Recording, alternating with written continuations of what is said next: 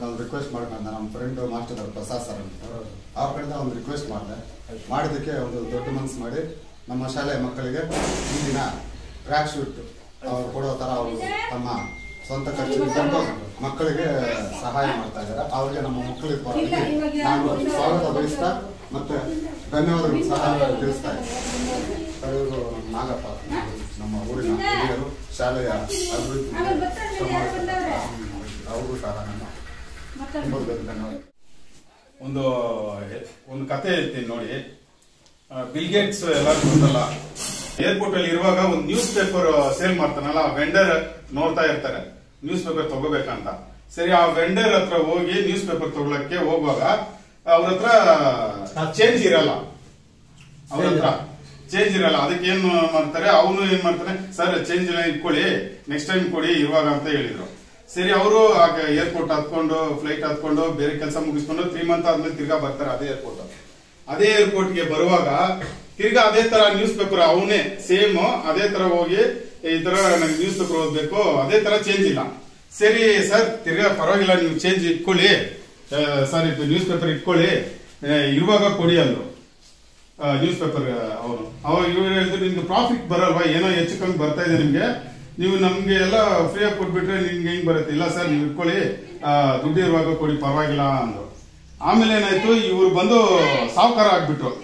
ಒಂದು 5 ವರ್ಷದಲ್ಲಿ ಸಾಹುಕಾರ ಆಗ್ಬಿಟ್ಟು ಮತ್ತೆ ಇವ್ರು ಬಂದು ಅವ್ನು ನೆನ್ಸ್ಕೊಂತಾರೆ, ನನಗೆ ನ್ಯೂಸ್ ಪೇಪರ್ ವೆಂಡರ್ ಹೆಲ್ಪ್ ಮಾಡಿದ್ನಲ್ಲ, ಸೊ ಅವ್ನಿಗೆ ಏನಾದ್ರು ಮಾಡ್ಬೇಕಂತ ಅವ್ನು ಒಂದು 3 ಮಂತ್ಸ್ 4 ಮಂತ್ಸ್ ಹುಡುಕಿ ಏನಾಯ್ತು, ಅವನು ಸಿಕ್ಬಿಟ್ಟ. ಸಿಕ್ಕಿದ ತಕ್ಷಣ ಅವ್ನು ಮುಂದೆ ಹೋಗ್ಬಿಟ್ಟು ನಾನು ಯಾರಂತ ಗೊತ್ತಾ ಅಂತ ನ್ಯೂಸ್ ಪೇಪರ್ ವೆಂಡರ್ ಹತ್ರ ಕೇಳ್ತಾರೆ. ಅದಕ್ಕೆ ಅವನು ಹೇಳ್ತಾನೆ, ಸರ್ ಗೊತ್ತು ಸರ್, ನೀವು ಟಿವಿಲೆಲ್ಲ ಬಂದಿದ್ದೀರಾ, ನೀವು ಇವಾಗ ದೊಡ್ಡ ಸಾಹುಕಾರ, ಸರಿ ನೀನ್ ಏನ್ ನನ್ಗೆ ಹೆಲ್ಪ್ ಮಾಡಿದ್ಯಲ್ಲ ಅದು ಗೊತ್ತಾ? ಗೊತ್ತು ಸರ್, ನಾನು 2 ಸತಿ ನಿಮ್ಗೆ ನ್ಯೂಸ್ ಪೇಪರ್ ಕೊಟ್ಟಿದ್ದೀನಿ ಅಂತಾರೆ.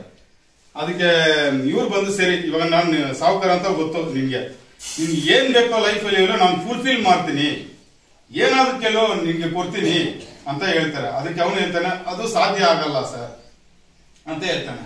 ಯಾಕಾಗಲ್ಲ ಅಂತ ಕೇಳುವಾಗ ಅದಕ್ಕೆ ನ್ಯೂಸ್ ಪೇಪರ್ ಅವರು ಹೇಳ್ತಾರೆ, ಸರ್ ನಾನು ನಿಮ್ಗೆ ಹೆಲ್ಪ್ ಮಾಡುವಾಗ ಅರ್ಥ ಮಾಡ್ಕೋಬೇಕು, ನಾನು ನಿಮ್ಗೆ ಹೆಲ್ಪ್ ಮಾಡುವಾಗ, ಸಹಾಯ ಮಾಡುವಾಗ ನಾನು ಪುವರ್ ಆಗಿದ್ದೆ, ಸಾಹುಕಾರ ಇಲ್ಲ, ಪುವರ್ ಆಗಿದ್ದೆ. ಬಟ್ ನೀವು ಇವಾಗ ನನ್ಗೆ ಹೆಲ್ಪ್ ಸಹಾಯ ಮಾಡ್ತೀನಿ ಅಂತ ಇರುವಾಗ ನೀವು ಸಾಹುಕಾರ ಆಗಿದ್ದೀರಾ, ಅದೇ ಹೆಂಗ್ ಮ್ಯಾಚ್ ಆಗತ್ತೆ ಅಂತ ಹೇಳ್ತಾನೆ. ಇದು ಏನ್ ಅರ್ಥ ಅಂದ್ರೆ, ನಾವು ಒಬ್ರಿಗೆ ಹೆಲ್ಪ್ ಮಾಡ್ಬೇಕಾದ್ರೆ ಸಾಹುಕಾರ ಆದ್ಮೇಲೆ ಮಾಡ್ಬೇಕಂತ ಇಲ್ಲ. ಒಂದು 10 ರೂಪಾಯಿ ಇದ್ರೆ 2 ರೂಪಾಯಿ ಕೊಡ್ಬೇಕು. 1000 ರೂಪಾಯಿ ದುಡ್ಡು ದುಡಿದ್ಮೇಲೆ ಆಮೇಲೆ ಹೆಲ್ಪ್ ಮಾಡ್ಬೇಕಂದ್ರೆ ಅದು ಆಗಲ್ಲ. ಸೊ 10 ರೂಪಾಯಿ ಇದ್ರೆ 2 ರೂಪಾಯಿ ಕೊಡೋ ಮನ್ಸು ಬರ್ಬೇಕು, ಏನೋ ಒಂದು ಹೆಲ್ಪ್ ಮಾಡ್ಬೇಕು. ನೀವು ಯಾರೋ ರೋಡಲ್ಲಿ ಬಿದ್ದಿರ್ತಾರೆ, ನೀರು ಅಂತ ಇರ್ತಾರೆ, ನೀವು ಒಂದು ಬಿಂದಿಗೆ ಕೊಡೋ ಬದಲು ಒಂದು ವಾಟರ್ ಪ್ಯಾಕೆಟ್ ಕೊಡಬಹುದು, ಆ ಕೊಡೋ ಮನ್ಸು ಬರ್ಬೇಕು. ಅರ್ಥ ಆಯ್ತಲ್ಲ? ಇದಕ್ಕೆ ಈ ಕತೆ ಹೇಳ್ದೆ.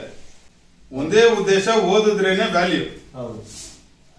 ಮತ್ತೆ ಚೆನ್ನಾಗಿ ಓದ್ಬೇಕು, ಸರಿನಾ? ಮತ್ತೆ ಇನ್ನೊಂದು, ಮದರ್ ತೆರೇಸಾ ಅವ್ರದ್ದು ಒಂದು ಸ್ಟೋರಿ ಇದೆ.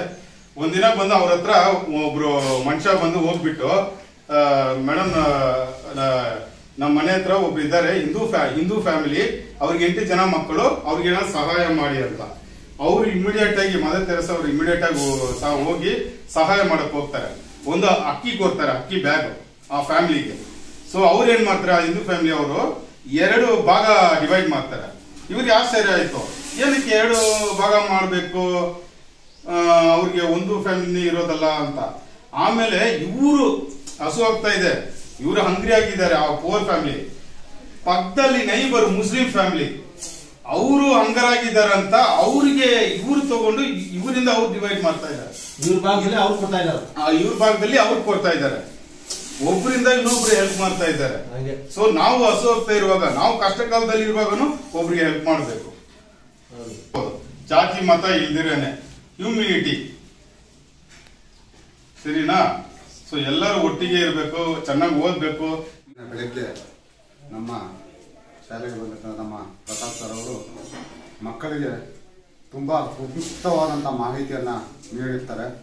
ನಿಜವಾಗ್ಲೂ ಅವ್ರು ಹೇಳ್ತಾರಂತ ಒಂದೊಂದು ಮಾತನ್ನು ನಮ್ಮ ಜೀವನದಲ್ಲಿ ಅಳವಡಿಸ್ಕೊಂಡ್ರೆ ನಾವು ನಿಜವಾಗ್ಲೂ ಇನ್ನೂ ಹೆಚ್ಚಾಗಿ ನಾವು ಮುಂದೆ ಹೋಗ್ಬೋದು. ಬರೀ ಸಾಹುಕಾರತನ ಅನ್ನೋದಲ್ಲ, ಪ್ರತಿಯೊಂದು ವಿಷಯದಲ್ಲೂ ವಿದ್ಯೆ ಇದ್ರೆ ನಮ್ಮ ಸಾಹುಕಾರತನ ಇದ್ದಂಗೆ ಲೆಕ್ಕ. ಸಾವೇದಂಗೆ ನಮ್ಮ ಹತ್ರ ₹1 ಇದೆ ಅಂದ್ರೆ ನಾವು ₹1 ದಾನ ಮಾಡೋದು ಬೇಡ, ಆದ್ರೆ ನಮ್ಮ ಪಕ್ಕದಲ್ಲಿ ಯಾರು ಹೊಟ್ಟೆ ಹಸ್ಕೊಂಡಿದ್ರೆ ಒಂದು 10 ಪೈಸೆ ಅವ್ರಿಗೆ ನೀವು ತಿನ್ನೋ ಉಳಿದಲ್ಲಿ ಒಂದು ಊಟ ಕೊಡ್ಬೋದಲ್ವಾ? ಹೊಟ್ಟೆ ಹಸ್ಕೊಂಡಿದ್ರೆ ನಿಮ್ಮ ಪಕ್ಕದಲ್ಲಿ ಬೇರೆ ಹಸುವೆ ಇದ್ರೆ ಅವ್ರು ಒಂದು ತೂಕ ಊಟ ಬಿಟ್ರೆ ಅವ್ರು ಇಂಥ ಊಟ ತಿಂದ್ರೆ ಅವ್ರು ಸ್ವಲ್ಪ ಇದಾಗುತ್ತಲ್ವಮ್ಮ.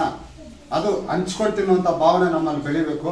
ಜೊತೆಗೆ ವಿದ್ಯೆ ಬುದ್ಧಿಯಲ್ಲಿ ಸೊಕ್ಕಲಿಕೆ ಅಂದ್ರೆ ಗೊತ್ತಲ್ಲ, ಸೊಕ್ಕಲಿಕೆ ಅಂದ್ರೆ ಸ್ವಂತ ನಾವಾಗಿ ನಾವು ಕಲ್ತ್ಕೊಳ್ಳೋಂತ ಒಂದು ಕೆಪಾಸಿಟಿ ಅಥವಾ ಧೈರ್ಯವನ್ನ ನಾವು ತಂದ್ಕೊಳ್ಬೇಕು. ನಮ್ಮ ಬುದ್ಧಿಯನ್ನು ನಾವು ವೃದ್ಧಿಸ್ಕೊಳ್ಬೇಕು ಅಂತಕ್ಕಂಥ ತುಂಬಾ ಉಪಯುಕ್ತವಾದ ಮಾಹಿತಿಯನ್ನ ನಮ್ಮ ಪ್ರತಾಪ್ ಸರ್ ಅವರು ನಮ್ಮ ಮಕ್ಕಳಿಗೆ ನೀಡಿದ್ದಾರೆ. ಮತ್ತೆ ನನಗೂ ಸಹ ಒಂದು ಮಾರ್ಗದರ್ಶನ ಸಿಕ್ಕದಂಗೆ ಆಯ್ತು ನಮ್ಮ ಸ್ನೇಹಿತರಿಂದ. ಈ ಒಂದು ಬಡ ಮಕ್ಕಳಿಗೆ ಸಹಾಯ ಮಾಡುವಂತ ಒಂದು ಗುಣ ಕೊಟ್ಟಿದ್ದಂತ ಭಗವಂತ ಅವ್ರಿಗೆ ಇನ್ನೂ ಹೆಚ್ಚಿನ ಆರೋಗ್ಯ, ಆಶೀರ್ವಾದ, ಶಕ್ತಿ ಮತ್ತೆ ಇನ್ನೂ ಹೆಚ್ಚಿನ ಸ್ಥಾನಮಾನವನ್ನು ಕೊಟ್ಟು ಭಗವಂತ ಅವರನ್ನು ಹೆಚ್ಚಾಗಿ ಕಾಪಾಡಲಿ, ಇನ್ನೂ ಆಶೀರ್ವದಿಸಿ ಅಂತ ಹೇಳ್ತಾ ನಮ್ಮ ಶಾಲೆಯ ಮಕ್ಕಳ ಎಲ್ಲಾ ಪರವಾಗಿ, ನಮ್ಮ ಗ್ರಾಮಸ್ಥರ ಪರವಾಗಿ, ನನ್ನ ಶಿಕ್ಷಣ ಇಲಾಖೆಯ ಪರವಾಗಿ ನಾನು ಅವರಿಗೆ ತುಂಬು ಹೃದಯದ ಧನ್ಯವಾದಗಳನ್ನು ಅರ್ಪಿಸೋನಾಗಿರ್ತಾನೆ. ಡ್ರಾಯಿಂಗ್ ತುಂಬಾ ಇಷ್ಟ ಅಲ್ಲ ನಿಮ್ಗೆ? ಸೊ ಈಗ ಒಂದು ಡ್ರಾಯಿಂಗ್ ಮಾಡ್ತೀನಿ ನೋಡಿ.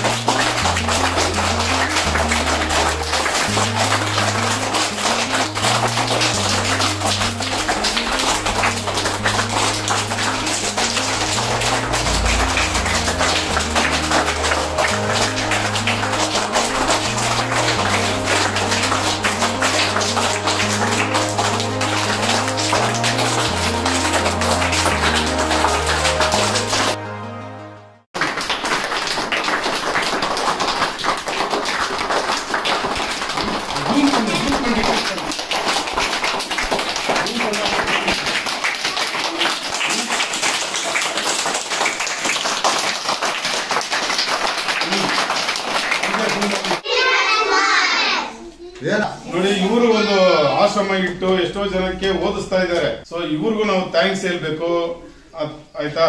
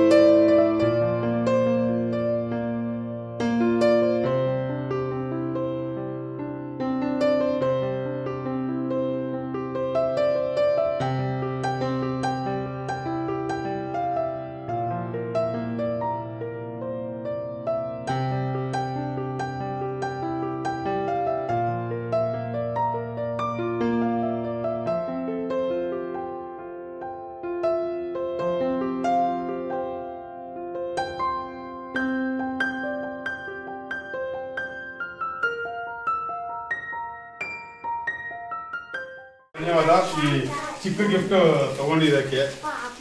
ಸೊ ಎಲ್ಲರಿಗೂ thanks to all and thanks to ಸಾರ್ಗೂ ಮತ್ತೆ ಈ ಸಾರ್ಗೂ ತುಂಬಾ ಥ್ಯಾಂಕ್ಸ್ ಈ ಅಪರ್ಚುನಿಟಿ ಕೊಟ್ಟಿದ್ದಕ್ಕೆ.